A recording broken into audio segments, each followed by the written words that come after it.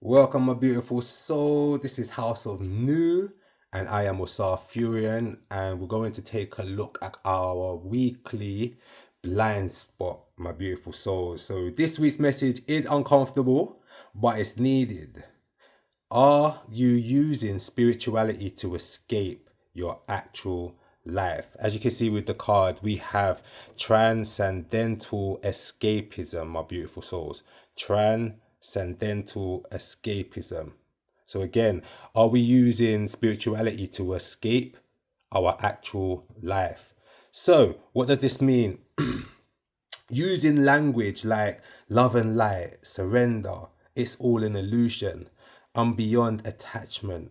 And what this does, we're using these terminologies or this state of mind or spirituality to dodge real conversations or decisions that need to be made, or we're running from certain feelings that we have. We could be ignoring our body, our health, money aspects, issues to do with home, responsibilities, because you don't want to feel too 3D. You don't want to be engaged in the mundane. Seems there is a separation between the mind and the body, spirit and the body, where because there's a misunderstanding of what spirituality is. So we're denying anger, jealousy, grief, because they don't fit into your spiritual identity, my beautiful souls. You know what I'm saying? So again, this is a blind spot, right? So your ego is thinking that you have evolved, that by being able to sit in meditation or say I'm not attached or I don't get frustrated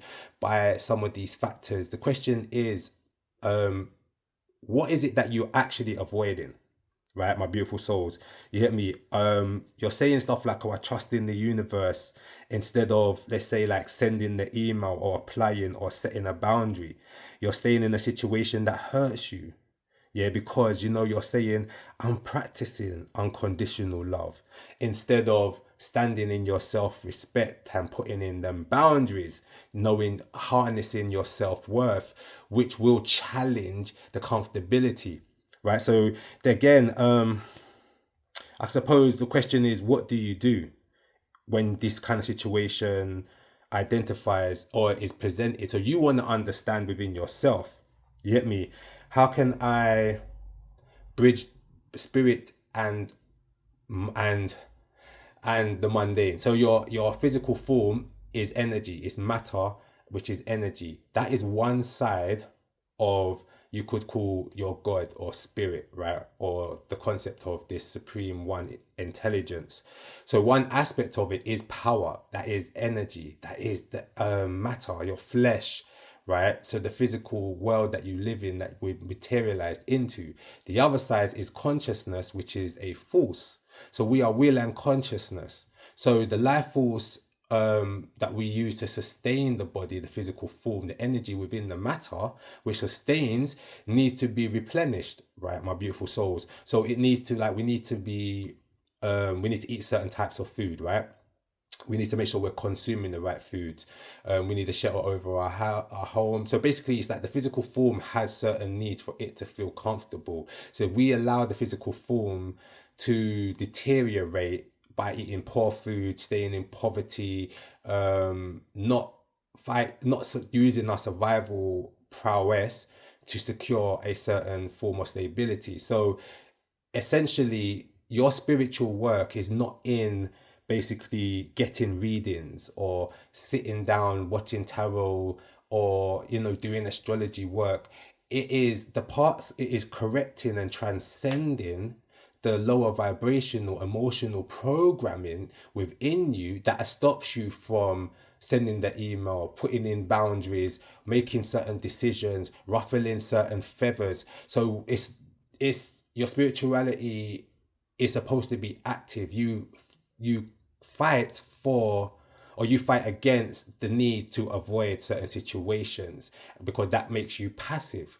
So some challenges are presented, and one of those challenges might be generating an income, like making sure you've got a roof over your head, right? There is no disconnection or no separation, because once you've evolved spiritually or energetically and raised your consciousness, you still breathe air, you still need food to consume. But the only difference is you'll be in a state of peace. So there wouldn't be, oh, I'm avoiding this, or I don't can't do this, or I'm this, or I'm that, because you are nothing and everything.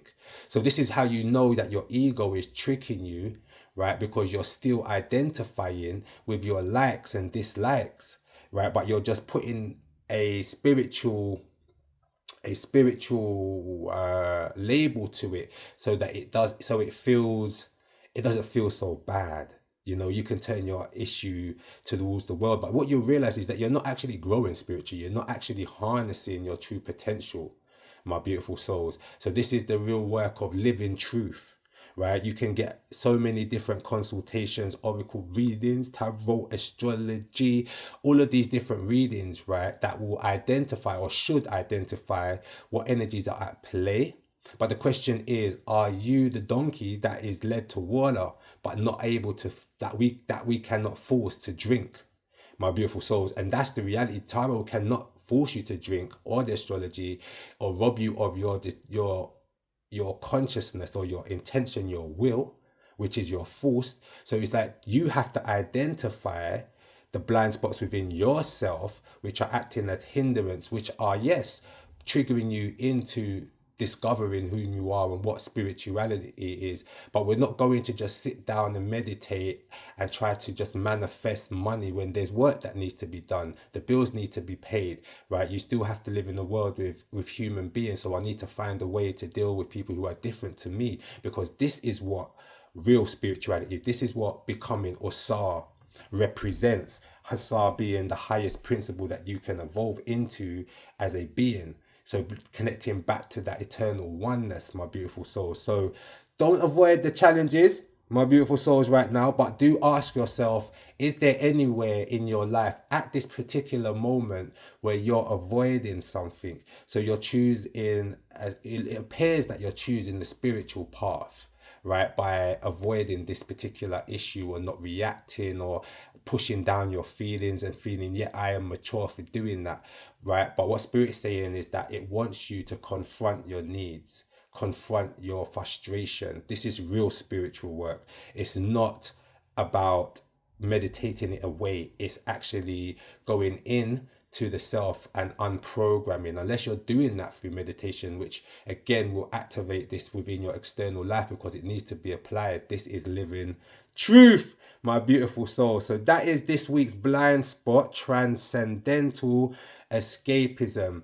And this is not a persecution. We all do this. Every human being does this, right? So don't let anyone tell you no different, even if they appear to be, if they're an oracle reader, a tarot person, or someone whom you think is a spiritual guru, right? This is the reality, right? So don't be afraid to identify this aspect within yourself, and don't persecute yourself for it neither. This is beautiful. This is you becoming. This is you evolving and using the real power of transcendence, like a lotus that opens to the sun, or the caterpillar that turns into the butterfly. Kaboom, my beautiful souls.